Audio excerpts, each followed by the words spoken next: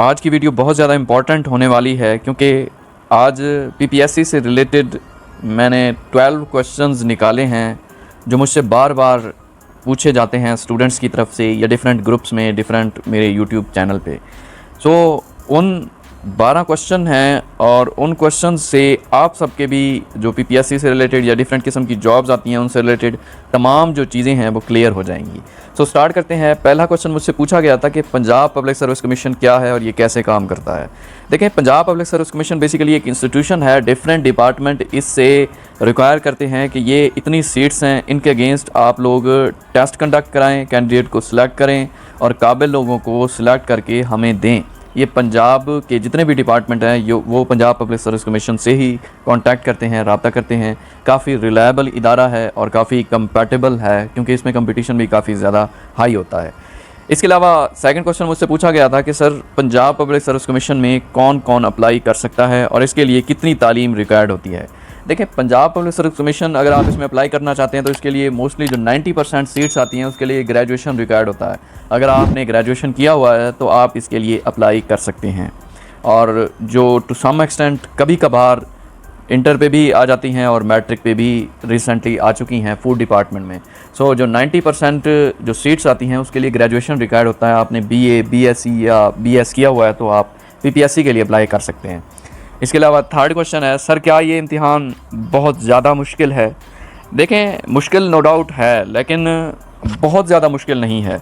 बहुत ज़्यादा मुश्किल आप लोग बना देते हैं क्योंकि जब कोई भी इंसान राइट डायरेक्शन में तैयारी नहीं करता, जब किसी को इसके मटेरियल का ही नहीं पता, इसके सिलेबस का नहीं पता कि कहाँ से क्वेश्चन आते हैं, कौन कौन से एरियाज़ को टच करना चाहिए, तैयारी कैसे करनी चाहिए, तो उसके लिए बहुत ज़्यादा मुश्किल हो जाता है। लेकिन ये इतना भी ज़्यादा मुश्किल नहीं है कि इससे पास ही ना किया जा सके। नो डाउट काफ़ी ज़्यादा सीट्स आती रहती हैं डिफरेंट डिपार्टमेंट में जिसमें मेरिट काफ़ी कम होता है, तो वो कैंडिडेट भी क्वालिफाई कर लेते हैं जिनकी तैयारी नॉर्मल होती है। और फोर्थ क्वेश्चन है, इसकी सीट्स कब आती हैं। इसकी सीट्स हर माह बाद, 2 माह बाद, 3 माह बाद आ जाती हैं क्योंकि डिपार्टमेंट इतने ज़्यादा हैं। फिर वो अपने डिपार्टमेंट में डिफरेंट किस्म की असिस्टेंट की सीट्स तो हर माह, 2 माह बाद आती रहती हैं। 1, 2, 7, 10, 15, 20, किसी में 30, किसी में 50, तो इस तरह की सीट्स आ जाती हैं। इसके अलावा लेबर ऑफिसर की आती हैं, लेबर इंस्पेक्टर है, असिस्टेंट ऑफ पुलिस है, असिस्टेंट एसएन गैट है, तो काफ़ी ज़्यादा सीट्स हैं जो आती रहती हैं। मेन चीज़ होती है आपकी प्रिपरेशन। जब आपकी प्रिपरेशन अच्छे तरीके से हो जाती है तो आप फिर उसके बाद फोकस करते हैं कि अब मेरे मुताबिक अच्छी सीट कौन सी है, तो आप उस पर अप्लाई करते हैं और बार बार ही टेस्ट देने से आपकी प्रिपरेशन और बेहतर होती चली जाती है और एक दिन आप रिटर्न को क्वालिफाई कर लेते हैं। 5वां क्वेश्चन है, सर पीपीएससी में कितने चांसेस होते हैं। देखें, ये क्वेश्चन तो काफ़ी ज़्यादा पूछा जाता है कि हर कोई कहता है कि सर 3 चांसेस होते हैं तो हमारा मिस हो जाएगा, अगर हम इस दफ़ा हमारी तैयारी नहीं है, हम पेपर देने नहीं जाते। तो इस कंसेप्ट को आप अपने जहन से निकाल दें। पीपीएससी ने और भी ज़्यादा अब ईजी कर दिया है कि पासिंग मार्क्स उन्होंने 40 कर दिए हैं, तो जो भी रिटर्न टेस्ट देने जाता है 40 से ऊपर उसके आ जाते हैं तो उसका वो चांस ज़ाया नहीं होता।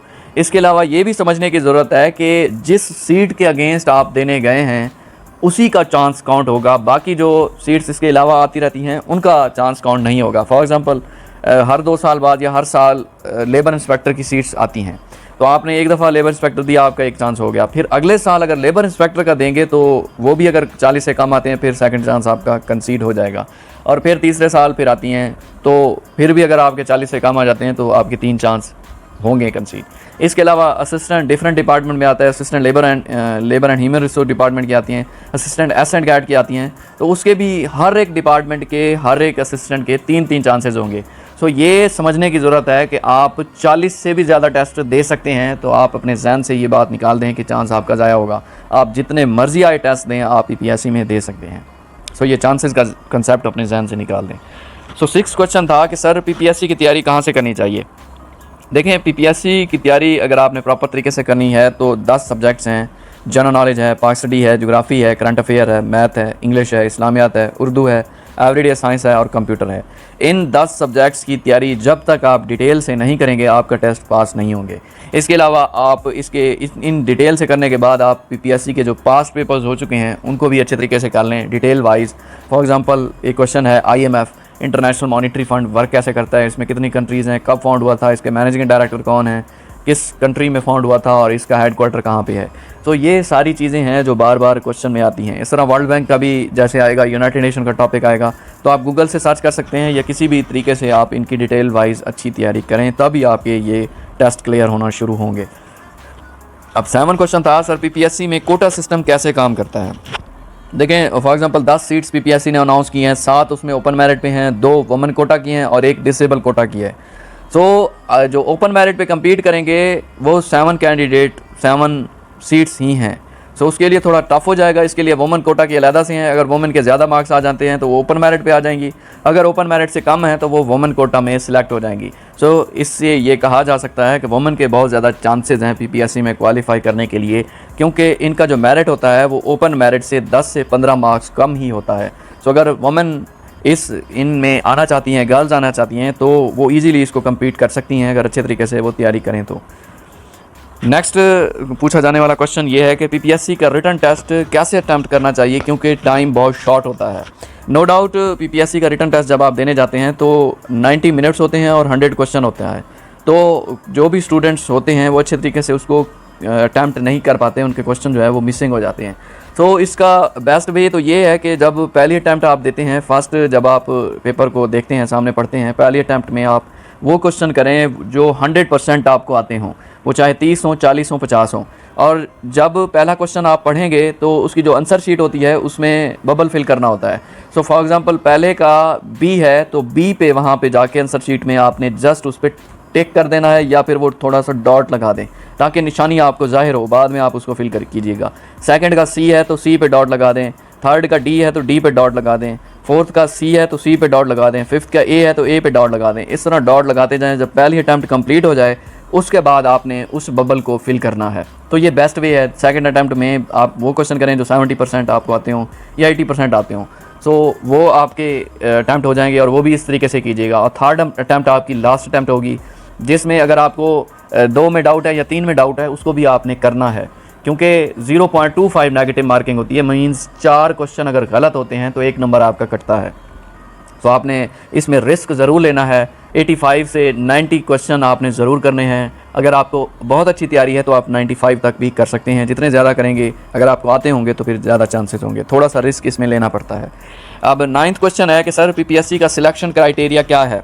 देखें, अगर 10 सीट्स पीपीएससी ने अनाउंस की हैं तो उसके अगेंस्ट 50 लोगों को पीपीएससी पास कराएगा रिटन टेस्ट, और वो 50 कैंडिडेट वो होंगे जो टॉपर होंगे, टॉप 50 होंगे। फॉर एग्जांपल 10 सीट्स थी, 10,000 लोगों ने अप्लाई किया, उसमें से जो टॉप 50 लोग होंगे उनका रिटन टेस्ट क्लियर हो जाएगा। फिर वो आगे इंटरव्यू में जाएंगे और फिर इंटरव्यू में 50 में से जस्ट 10 लोगों को ही रखा जाएगा। तो आगे भी कंपटीशन नो डाउट काफ़ी टफ होता है, लेकिन मेन चीज़ ये है कि आप गो थ्रू किस तरीके से करते हैं, तैयारी किस तरीके से करते हैं। स्मार्ट वर्क करना चाहिए पीपीएससी में, और अच्छे तरीके से तैयारी करेंगे तभी आपके ज़्यादा से ज़्यादा मार्क्स आएंगे। और डिटेल स्टडी बहुत ज़रूरी है पीपीएससी में।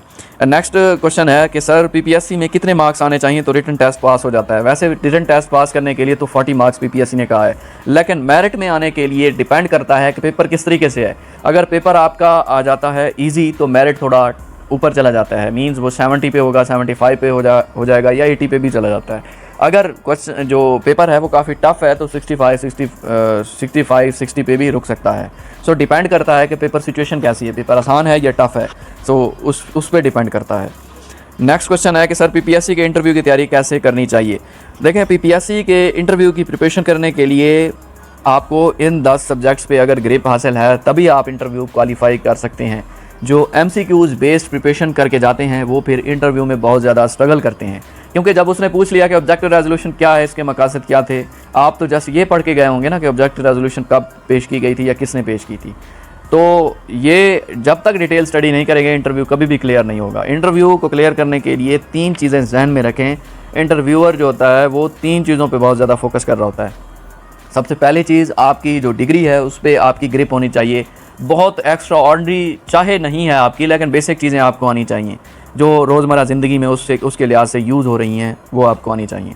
इसके अलावा सेकंड चीज़ ये है कि जिस डिपार्टमेंट में आप टेस्ट देने गए बैठे हैं या जिस सीट पे आपने अप्लाई किया था, जिसका इंटरव्यू दे रहे हैं, ये दोनों चीज़ें आपको अच्छे तरीके से आती हों। मींस अगर मैं लेबर ऑफिसर का टेस्ट इंटरव्यू देने गया हुआ हूँ तो लेबर ऑफिसर क्या होता है, इसकी जॉब डिस्क्रिप्शन क्या है, कैसे काम करता है, इसकी क्या क्या ड्यूटीज़ होती हैं। और जो लेबर एंड ह्यूमन रिसोर्स ये डिपार्टमेंट है जिसमें लेबर ऑफिसर लगता है, तो labour and human resource department कब बना था, कैसे काम करता है, इसकी ड्यूटीज़ क्या हैं इस डिपार्टमेंट की, कौन इसका हेड है, इसका सेक्रेटरी कौन है, इसका मिनिस्टर कौन है, और ये इसकी हायरार्की कैसे है। तो ये चीज़ें आपको गो थ्रू करके जानी पड़ेंगी। ये 2 चीज़ें होंगी। और तीसरे नंबर पे जो रिटन टेस्ट आपने दिया है वो 10 सब्जेक्ट्स का कम्बिनेशन था, उन 10 सब्जेक्ट्स पे आपकी कमांड होनी चाहिए। वो आपसे इस्लामियात के भी पूछ सकता है, उर्दू पे भी जा सकता है, इंग्लिश पे भी जा सकता है। सो अगर आपने डिटेल से स्टडी की होगी तभी आपको चीज़ें आती होंगी। फॉर एग्जांपल वो जंग बदर का पूछ सकता है, जंग खंदक का पूछ सकता है, ग़ज़वा बदर पूछ सकता है। इसके अलावा वो सुलह हुदैबिया पूछ सकता है, और पाक स्टडी पे जा सकता है, ऑब्जेक्टिव रेजोल्यूशन पूछ सकता है। इसके अलावा पाकिस्तान का कॉन्स्टिट्यूशन कब बना था, कैसे बना था, पार्लियामेंट क्या है, पाकिस्तान की सेनेट क्या है, कैसे काम करती है। सो ये टोटल 10 सब्जेक्ट्स जब आप डिटेल से पढ़ेंगे तभी आपकी बेस्ट प्रिपरेशन होगी। सो लास्ट क्वेश्चन है कि पीपीएससी की तैयारी ग्रेजुएशन के बाद करनी चाहिए या पहले भी कर सकते हैं। देखें, आप पीपीएससी की तैयारी कभी भी कर सकते हैं। ये मैट्रिक के बाद भी अगर आपका जहन है या इंटर के बाद, तो आप थोड़ी बहुत इसकी तैयारी के लिए 1 घंटा आधा घंटा निकालें और न्यूज़ सुना करें, उससे रिलेटेड अपने आप को प्रिपेयर करें, जहन बनाएं। उससे रिलेटेड जितने भी सब्जेक्ट्स हैं थोड़ा बहुत उनकी स्टडी कर लेनी चाहिए, या फिर किसी का यूट्यूब चैनल ज्वाइन कर लें, किसी का पेज ज्वाइन कर लें। तो उसके लिए आपकी तैयारी अच्छी होती रहेगी। जब ग्रेजुएशन होगी तो आप उसकी अच्छे तरीके से अटैम्प्ट दे सकते हैं। इसके अलावा अगर आपका इससे रिलेटेड कोई और क्वेश्चन रह गया है तो आप पूछ सकते हैं।